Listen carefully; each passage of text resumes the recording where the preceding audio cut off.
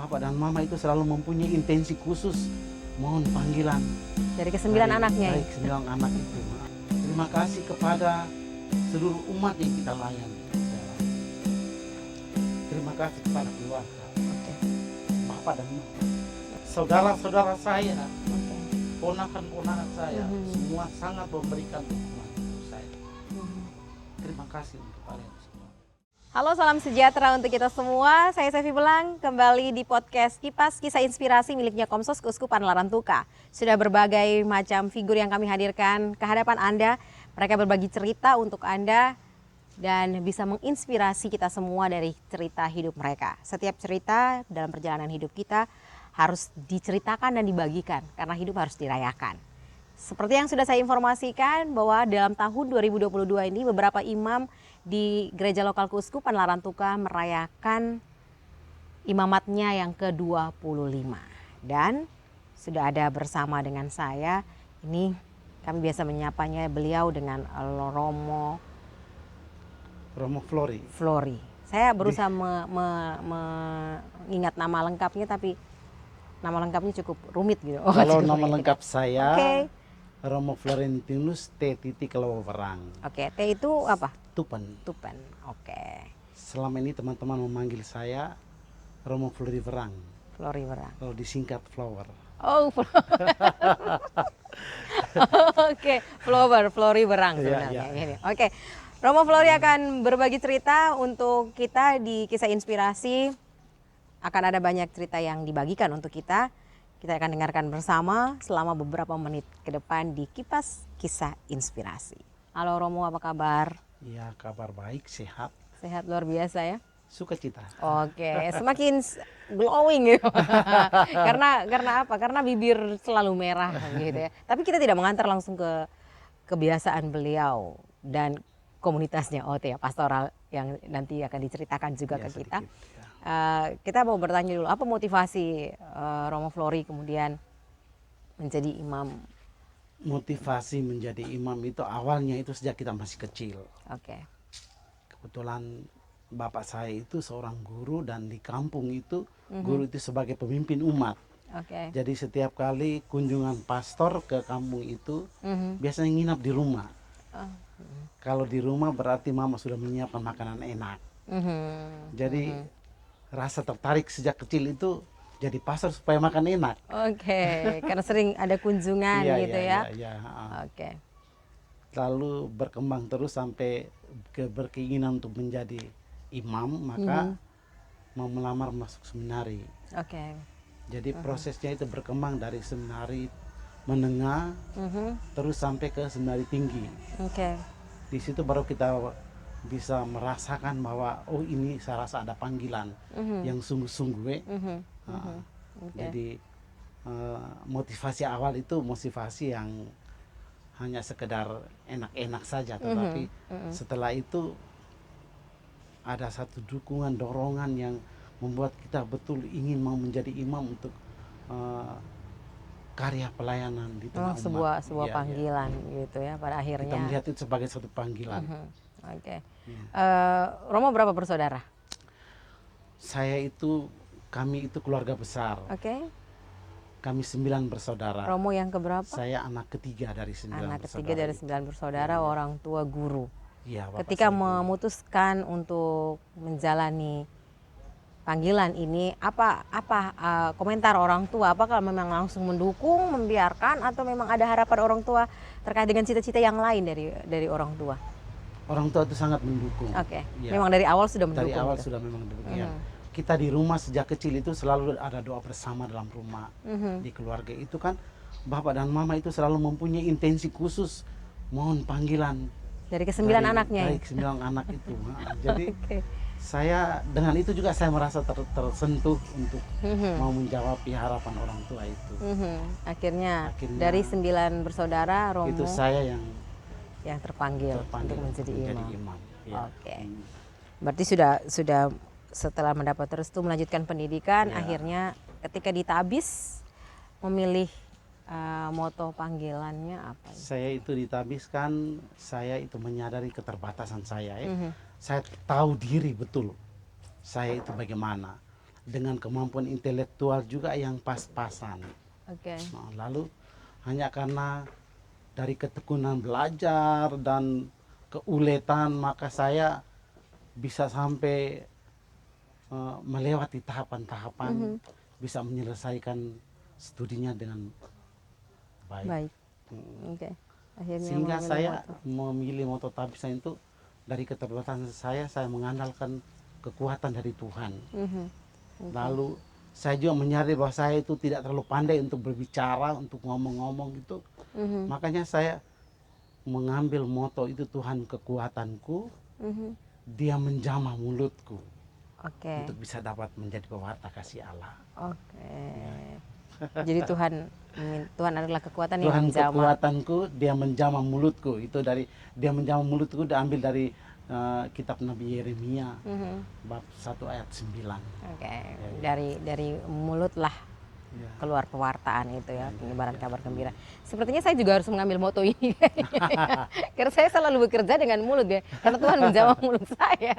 Oke, ada figur-figur yang menjadi figur idola ketika menjalankan sebuah panggilan ini, kemudian itu menjadi panutan atau ternyata ini, atau selama kunjungan. Saya itu untuk figur idola itu untuk saya itu hanya Tuhan Yesus. Oke, guru Kita besar gitu mau ya. mengidolakan orang Oke. itu, tetapi bahwa ada teman-teman, ada adik-adik, sahabat kenalan, ada rekan-rekan imam yang juga kita merasa sebagai kekuatan kita juga Oke. karena kebersamaan. Jadi kekuatan kita itu adalah rekan-rekan, kebersamaan dalam imamat dengan rekan-rekan imam, kakak dan adik-adik dari bawah itu. Saya merasa itu menjadi kekuatan. Oke. Dan idola saya satu-satunya itu adalah Tuhan Yesus. Oke. Itu guru ya, guru Iya. besar sebenarnya gitu.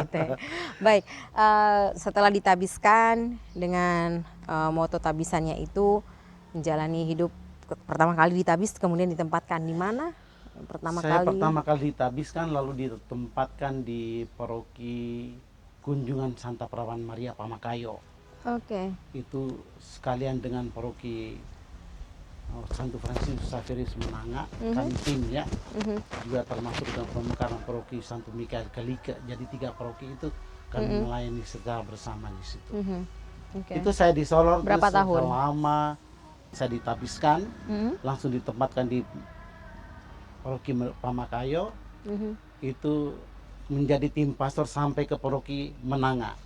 Oke. Tapi ketika tahun 2004 itu paroki Menanga sudah dipisahkan, berdiri sendiri menjadi paroki yang definitif. Lalu saya menjadi orang pertama dipercayakan oleh Bapak Uskup menjadi pastor paroki pertama di paroki Menanga, Santo Fransiskus Xaverius Menanga. Dan saya berkarya di situ, tapi kami masih tetap tim dalam 3 paroki itu. Oke. Oke, berapa lama menjadi pastor Selama paroki? saya di Solor, hitung dari paroki Pamakayo dan Menanga semuanya itu saya selama 13 tahun. 13 tahun ada di situ. Solor. Iya. Oke. Jadi rasanya sudah cukup lama juga di sana. Saya sudah betah dan senang di sana juga. Oke. Kemudian setelah dari Solor pindahnya kemana? Setelah dari Solor saya dipindah ke paroki Santo Yosef Lotobi di wilayah Ireburah. Oke. Itu kurang lebih 5 tahun saya di situ. Oke. Sampai di tahun 2010. Oke. Setelah 2010 Dari dipindahkan lagi. 2010 itu yang saya dipindahkan ke itu paroki Santo Yosef Lotobi. Oke, dari Jadi Ileburah ke. setelah 5 tahun dari situ, lalu saya ada masalah pribadi saya soal kesehatan saya, Oke. sehingga saya mengalami gangguan pada jantung. Lalu saya mengalami operasi jantung, Oke. pasang ring pada jantung. Jadi karena situasi kesehatan saya seperti itu, Bapak Uskup menarik saya untuk kembali beristirahat di Dekenat. Oke, sampai dengan hari ini. Ya, dan diberi tugas untuk terlibat bersama teman-teman di Sekpas. Saya dipercayakan untuk menjadi ketua komisi liturgi Keuskupan Larantuka sampai dengan saat ini masih berjalan. Oke. Makanya sampai saat ini kami ada di sini dan ini ada di bagian di gereja katedral dan dekat dengan dekenat. Akhirnya podcastnya ada di sini gitu ya. Dari perjalanan setelah di Tabis, kemudian dari Solor ke Ilebura, terus ke Tobi, datang lagi akhirnya ke dekenat, sekarang di Keuskupan.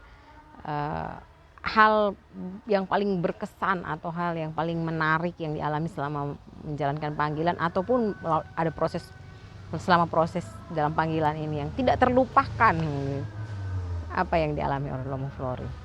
Saya itu menjadi seorang imam ini itu memang komitmen pribadi, pilihan pribadi. Jadi sampai dengan hari ini itu saya dengan sukacita menjalaninya. Dan saya merasa bahwa saya tidak pernah merasa kecewa untuk menjadi imam. Justru dengan itu saya merasa lebih berbahagia, lebih sukacita, awet muda lagi. Iya. Banyak orang yang tidak percaya bahwa saya harus merayakan pesta perak tahun ini. Mereka ada yang bertemu, kok masih imut-imut sudah pesta perak. Jadi saya itu merasa sangat bersyukur dan berterima kasih kepada Tuhan bisa memanggil saya untuk menjadi imam. Saya tidak pernah merasa kecewa menjadi seorang imam. Bahkan saya sangat berbesar hati terus menjalankan panggilan ini. Oke. Berarti kalau saya sudah menanyakan hal menarik yang terlupakan sudah begini, hal buruk atau hal kenangan buruk atau kenangan yang tidak mengenakan selama menjalankan panggilan, baik itu dengan umat, sesama rekan, atau hal-hal yang ketika dihadapkan dengan suatu persoalan gitu? Sebagai manusia itu pasti ada. Tidak bisa saya bilang tidak ada situasi seperti itu, tidak ada. Hanya saya berusaha untuk melewatinya dan mengolah hidup itu dengan satu situasi batin yang baik. Saya tuh hanya mempunyai tantangan yang paling berat dalam kehidupan imamat yang saya geluti sendiri itu soal saya punya kesehatan. Dalam sharing imamat saya dengan teman-teman tuh saya sampai mengungkapkan semua itu. Tantangan yang paling berat dalam kehidupan imamat saya yang sejalan selama 25 tahun ini yang adalah kesehatan saya. Dan itu saya merasa menyesal. Mungkin juga karena saya kurang menjaga kesehatan dengan baik. Lalu saya berpikir bahwa kesehatan itu memang satu hal yang sangat mahal kalau bisa dihitung dengan harga uangnya. Harta sebenarnya kesehatan ya. Tetapi saya refleksikan kembali itu mungkin itu kelalaian saya sampai dengan kesehatan saya seperti itu.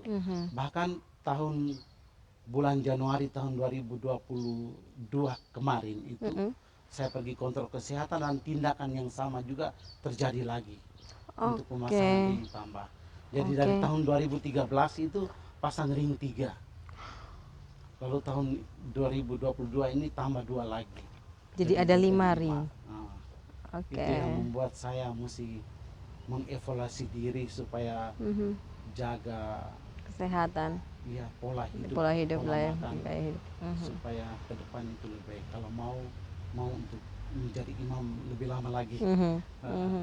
Tapi saya yakin dan percaya Tuhan itu kekuatanku. Dan Dia pasti akan menjaga saya, memberikan kekuatan kepada saya, dan Dia pasti akan memampukan saya untuk bisa melewati semua ini itu dengan baik. Baik. Dari sekian banyak cerita perjalanan sampai dengan kesehatan saat ini, penghayatan dengan panggilan moto Tabisan ini bagaimana? Saya itu mengandalkan Tuhan kekuatanku, Dia menjamah mulutku. Jadi saya selalu merasa bahwa apa yang keluar dari mulut saya Oke. itu adalah jamahan Tuhan. Mhm. Jadi paling kurang apa yang keluar dari mulut saya itu membuat orang merasa tenang, nyaman. Mhm. Mhm. Mhm. Jadi ini yang dipakai. Itu yang saya hayati. Oke. Saya punya moto itu. Jadi Tuhan sudah menjamah mulutku, pasti apa yang saya keluarkan itu menjadi pewartaan sukacita Tuhan yang harus dialami oleh orang yang saya jumpai. Oke. Hanya sejauh berjalan dan menjalani hidup imamat, ada 3 hal yang berusaha saya patuhi, Oke. saya hayati, dan jalankan dalam mengikuti Yesus sebagai seorang imam, sekaligus sebagai jawaban dan ungkapan syukur saya atas panggilan, atas kekuatan, dan atas kesetiaan Tuhan bagi saya dalam mendampingi saya sebagai imam selama 25 tahun ini.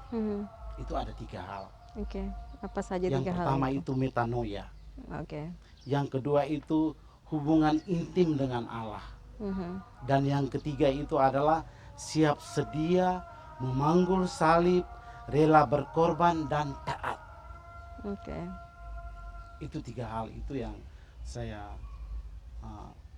jalani dalam kehidupan saya sebagai imam selama 25 tahun ini. Oke. Sebagai seorang imam saya selalu melakukan pembaharuan hidup. Itu metanoia itu. Oke. Saya dipanggil untuk mengalami kerahiman, belas kasih, dan pengampunan Allah. Karena itu saya dituntut untuk melakukan pertobatan dalam kerendahan hati serta penuh penyerahan diri kepada Allah. Saya dipanggil untuk mempersembahkan korban untuk penghapusan dosa-dosa saya sendiri, juga lebih itu mengampuni dosa-dosa umat yang saya layani. Dan kekuatan saya satu-satunya itu adalah Ekaristi dan sakramen tobat. Itu yang menjadi kekuatan saya dalam hal metanoia. Yang kedua, bagaimana hubungan intim dengan Allah. Sebagai imam itu berarti menjadi rekan kerja Tuhan Yesus. Maka saya juga harus bekerja sama dengan Yesus, ada kebersamaan, persatuan dengan Yesus juga melalui doa dan Ekaristi. Dan yang ketiga itu dalam kerendahan hati saya siap sedia untuk melaksanakan semuanya itu. Siap sedia untuk melaksanakan tugas dan panggilan yang saya jalani, siap sedia untuk memanggul salib kalau memang ada penderitaan, ada situasi sulit yang saya alami dalam hidup saya, dan saya berusaha untuk rela berkorban bagi umat yang saya layani. Dan yang paling penting itu adalah saya harus taat. Taat pertama itu kepada Bapak Uskup. Itu saya harus taat. Taat pada kehendak Tuhan, melalui taat juga pada Bapak Uskup yang sebagai Papa, sebagai pimpinan saya dalam hidup imamat saya. Itu 3 hal yang sejalan. Luar biasa. Tapi satu-satunya imam yang saya lihat di gereja lokal Keuskupan Larantuka yang suka makan sirip pinang ini ya Romo Flower ini. Kadang-kadang kalau kita sering lewat di pertokoan di Larantuka, beliau ada di sana dengan mama-mama, kemudian sempat bersepeda juga ya Romo ya, bersepeda sore hari. Kemudian ada julukan untuk Romo Flori ini adalah pastoral sirip pinang gitu ya. Dan itu melekat gitu. Kenapa tiba-tiba karena memang suka makan sirip pinang kah, atau sudah punya komunitas komunitas sirip pinang, atau bagaimana dalam karya pastoral ini?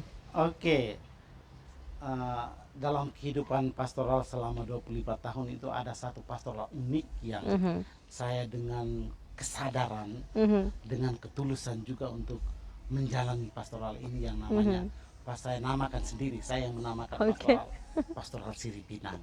Itu apa sebenarnya pastoral sirip pinang Jadi ini? saya kalau memang sirip pinang itu saya itu sedang juga doyan makan sirip pinang. Oke. Gitu. Karena memang Kenapa budayanya saya- dari orang tua atau memang Saya itu makan sirip pinang sejak saya masih kecil. oke. Iya. Ketika saya masih kecil, saya menangis waktu mama makan sirip pinang, menangis minta dari mulut mama itu. Oke. Dari situ saya makan sirip pinang dari kecil. Makanya memang saya sudah mendarah daging. Gitu. Oke. Sehingga dari situ kan saya biasa bertemu mama-mama yang jualan di situ di pinggir jalan, lalu bersama mereka. Ketika bersama-sama dengan Ketika Mama dalam Sirip makan Pinang, apa sirip yang pinang, diceritakan, apa yang itu diobrolkan? kita saling sharing Mhm. dan banyak hal yang luar biasa bagi mereka. Oke. Dari mereka juga, Mhm. bagaimana saya siap untuk mendengar keluh kesah mereka, Mhm. cerita mereka tentang keluarga mereka, Oke. tentang anak-anak mereka, Oke. tentang suami mereka, tentang kehidupan keluarga mereka. Mhm. Dan saya ada bersama mereka, saya memberikan kekuatan bagi mereka, peneguhan bagi mereka. Dari mulut yang telah terjamah. Iya. Iya. Dan banyak rintihan hati yang terobati. Oke. Mhm. Itu saya rasakan. Orang-orang kecil di pinggir jalan itu tidak pernah ada orang yang melihat mereka. Datang berbicara empat Iya, mata, ngobrol secara Ngobrol, hati ke hati. bisa duduk mendengar mereka. Oke. Dan saya mengambil bagian itu dengan Jadi mereka. jadi disebut pastoral Sirip Pinang gitu ya. Oke, Iya. berarti mengetahui juga ya semua yang dikeluhkan baik secara ekonomi dari keluarga itu, bagaimana cerita keluarga hidup Tentang mereka. kehidupan spiritual keluarga mereka juga di-sharingkan bersama. Oke. Setelah itu apa yang Tuhan lakukan, Romo lakukan ketika mendengarkan cerita itu, kemudian berbagi atau men-share-nya dengan sesama imam atau bagaimana? Iya, saya di sana saya dapat memberikan penguatan, peneguhan dengan inspirasi firman Tuhan. Oke. Saya dapat taburkan dalam hati dan hidup mereka seolah-olah ada kelegaan Mhm. yang terpancar dari wajah yang suram itu. Mhm. Akan ada jalan keluar dan kesulitan dalam kemelut hidup mereka. Mhm. Dan di atas semuanya itu, Oke. setiap kali saya merayakan Ekaristi, saya mendoakan mereka. Oke. Mhm. Dan dalam pertemuan-pertemuan Selanjutnya. selanjutnya, Mhm. mereka menyampaikan terima kasih Romo, kami dalam sharing-sharing kita itu Mhm. kami merasakan ada kebebasan, Mhm. ada hal yang menguatkan kami dalam kehidupan keluarga kami. Oke. Berawal dari makan sirip pinang Berawal yang dari diminta makan dari sirip mulut pinang. mama gitu ya. Tapi ketika menjalani sekolah, memang sudah makan sirip pinang juga rutin atau? Iya, dari kecil itu saya makan sirip pinang. Jadi kalau di seminari itu kan tidak ada. Iya. Sampai ke seminari tinggi juga tidak ada. Oke. Tetapi kalau saya main ke tempat-tempat umat, Mhm. saya makan. Gitu. Iya. Heeh. Berawal Tetapi dari kalau di sini itu punya sendiri. persediaan selalu Oh, ini. ada. Yang ini ada nih. Boleh, Romo mau makan silahkan, tidak apa-apa. Kalau mau makan, kalau itu sudah mendarah daging maka pasti akan makan begitu ya. Iya. Kadang-kadang dari hal-hal sederhana, hal-hal yang sepele, biasanya kita menemukan sesuatu yang luar biasa. Contoh, makan sirip pinang ini sebenarnya hal yang sederhana sebenarnya ya. Ada sirih, ada pinang, kemudian ada kapurnya. Ketika ngobrol, ada yang memberikan kepada kita. Dari situ pembuka pembicaraannya berawal dari situ. Obrolan dimulai dari sirip pinang sebenarnya ya. Saya itu soal sirip pinang ini, Mhm. banyak orang yang memang tidak suka kalau saya makan sirip pinang. Karena? Karena mereka berpikir itu berpengaruh terhadap kesehatan saya. Oke. Mhm. Sehingga setiap kali kalau saya menjalani kontrol kesehatan ke Semarang, di Rumah Sakit Santa Elizabeth Semarang, Mhm. saya itu selalu berkonsultasi dengan dokter saya, Oke. dokter penyakit dalam dan dokter jantung, Mhm. tentang sirip pinang ini juga. Mhm. Karena Apa saya ya? tahu ini saya tidak bisa lepas sirip pinang itu. Mhm. Maka saya berkonsultasi dengan dokter. Mhm. Kemudian apa yang dikatakan Nah, oleh ternyata dokter? dokter bilang, boleh Romo, tidak apa-apa. Saya lanjut. Masa orang merokok tidak dilarang, kemudian yang makan sirip pinang kemudian dilarang, itu mengganggu kesehatan ya Romo. Oke. Jadi sekarang Cuman kalau makan usahakan supaya ludahnya itu oke. Jadi kemana-mana bekalnya harus ada sirip pinang nih Romo. Iya, Kalau kadang-kadang kalau saya torne kemana-mana, Aha. dalam tas pasti ada sirip pinang. Karena kalau pernah saya pernah tidak dikasih oleh umat ini Romo sirip pinang sebagai bukannya oleh-oleh? dikasih persembahannya sirip pinang. Istimewa. Tapi kalau seandainya persembahan dalam jumlah banyak kan tidak mungkin ya Romo menghabiskannya sendiri, kan lama-lama pinang dan sirinya juga mulai kering atau busuk atau rusak begitu. Bagaimana kalau seandainya? Dulu waktu saya masih di Solo itu memang saya masih merokok waktu itu. Oke. Jadi kalau sirip pinang lalu rokok ke pasaran-pasaran bergereja, jadi malah lihat puntung rokok yang ujungnya merah. Oh ini pasti Romo Flori itu. Kemudian itu menjadi penyesalan lifestyle, gaya hidup Iya, waktu iya, itu ya, tidak menghargai kesehatan. Iya. Akhirnya sekarang sudah mulai harus membenahi itu. Oke, Romo di 25 tahun imamat ini, apa yang mau disampaikan kepada gereja lokal Keuskupan Larantuka, kemudian kepada sesama imam, dan terakhir juga harapan atau pesan untuk umat? Itu saya pertama-tama soal kesehatan saya itu. Oke. Saya hanya mau mengucapkan terima kasih kepada Yang Mulia Bapak Uskup. Oke. Karena menurut pribadi saya, Mhm. Bapak Uskup itu sangat memperhatikan kesehatan para imam. Oke. Jadi setiap kali kalau saya ada urusan mau pergi check up atau apa, menyampaikan kepada Bapak Uskup, tidak pernah ada keberatan soal itu. Oke. Siap berangkat, Romo siap berangkat. Soal kesehatan harus didahulukan. Tidak boleh menunda-nunda soal kesehatan.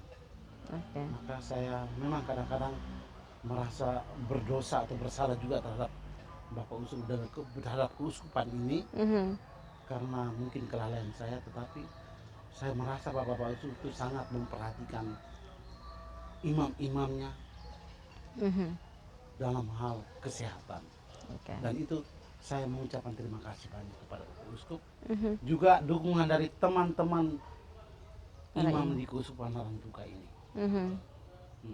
Teman-teman betul sangat memberikan dukungan, mendoakan kita ketika kita menjalani urusan kesehatan di rumah sakit di Jawa itu. Oke. Teman-teman memberikan dukungan. Lalu untuk ini saya mau menyampaikan terima kasih Oke. pertama-tama kepada Bapak Uskup Larantuka Oke. yang telah menerima saya untuk masuk menjadi, menerima saya dan mentabiskan saya menjadi seorang imam projo di Keuskupan Larantuka ini. Oke.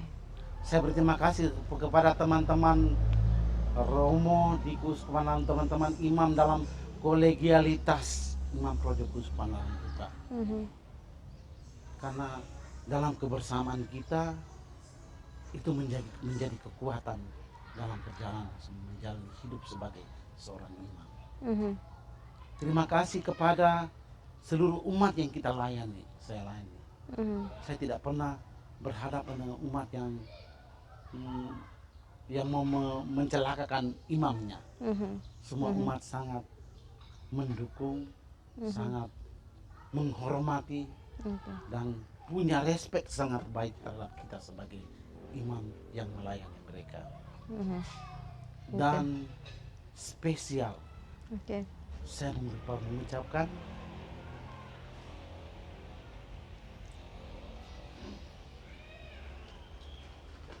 untuk orang tua. Terima kasih kepada keluarga, Bapak dan Mama. Memang saya menangis ini karena Bapak saya baru meninggal. Saudara-saudara saya, ponakan-ponakan saya, semua sangat memberikan dukungan untuk saya. Terima kasih untuk kalian semua. Luar biasa. Minta maaf ya. Tidak apa-apa Romo. Terima kasih untuk ceritanya, untuk waktunya. Ini sesuatu yang sederhana, tetapi kalau diceritakan memang secara emosional kita pasti ada orang-orang terdekat yang betul-betul menyentuh kita ya Romo ya. Dalam situasi apapun, keluarga yang terdekat lah yang akan paling pertama menjamah kita, yang mendukung kita apapun keadaan kita. Romo, Terima kasih untuk waktunya. Terima kasih untuk cerita pastoral Sirip Pinangnya. Saya merasa berbahagia. Kenapa? Karena beberapa imam yang merayakan pesta imamatnya yang ke-25 di tahun 2022, saya punya kesempatan untuk mewawancara, untuk bercerita seperti apa motivasi panggilan mereka. Dan setiap imam yang berada dengan kami di Kipas itu punya ceritanya berbeda-beda memang ya. Walaupun motivasi awal ada banyak mirip-miripnya, cuma dalam perjalanan memang Tuhan tidak akan pernah memberikan cerita yang sama pada setiap kita. Begitu, supaya dari setiap cerita yang berbeda inilah namanya dimuliakan. Terima kasih Romo untuk waktunya, tetap sehat, tetap terus berkarya. Salam buat mama-mama yang punya komunitas ini, komunitas Sirip Pinang ya. Oke, terima kasih Anda sudah mendengarkan kisah inspirasi dari Romo Floriwerang. Terima kasih untuk ceritanya Romo. Semoga cerita yang datang dari seorang imam yang begitu percaya akan kuasa Tuhan yang menjamah mulutnya hari ini berbagi cerita untuk Anda dan saya. Terima kasih, sampai jumpa lagi. Saya mau mencoba makan sirip pinang karena saya belum pernah makan sirip pinang. Saya coba dulu ya. Romo izinkan saya. Boleh. Siapa tahu saya juga akhirnya menjadi bagian dari Tapi pastoral jangan Sirip banyak-banyak Pinang. ya. Jangan banyak-banyak. Kenapa Romo kalau banyak-banyak? Iya, kalau baru mulai. Nanti mabuk? Iya. Oh oke. Yang lebih dulu dimakan apa Romo? Ini pinangnya. Oke, pinangnya dulu ya. Sedikit. Sedikit. Biar siripnya juga sedikit. Oke, ini langsung di kapurnya Romo? Ya, kapur juga sedikit. Oke, saya akan mencoba. Siapa tahu kita menjadi punya komunitas gitu ya. Komunitas kepe, makan sirip pinang. Apa enaknya nih Romo ya? Ini enak sekali.